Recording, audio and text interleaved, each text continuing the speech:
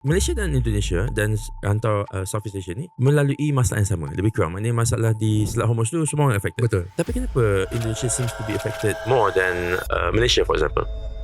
Saya tak adalah kaji Indonesia secara detail, tapi Indonesia ni pun sebenarnya kalau kita tengok dari segi status sebagai pengeluar minyak ni, dikatakan defisit maksudnya net oil importer. Dia net oil importer. Kita masih lagi secara umum kita dipanggil apa tu, net energy exporter, especially on gas. Kita dalam keadaan tu boleh katakan secara perbandingan we are in a better position lah. Lepas tu mungkin ringgit tidaklah seteruk seperti yang berlaku di Indonesia. Dan Indonesia juga dia ada isu-isu berkenaan dengan politik. Maksudnya tahun lepas dia punya Kementerian Kewangan dia, Menteri Kewangan dia dah resign dan sebagainya. Ibu Sri Mulyani, satu figura yang agak penting, former World Bank punya staff dan sebagainya, resign. Lepas tu lah ada kaitan dengan pemerintahan Prabowo dan sebagainya. Ada elemen-elemen politik dan kebimbangan financial markets punya concern terhadap tata kelola di ekonomi Indonesia tu juga itu memainkan peranan lah. Kenapa rupiah behave in such a way lah. Apa yang boleh membuatkan satu currency turun atau naik, Doktor? Turun naik macam-macam faktor ekonomi, sentimen, tapi yang paling utama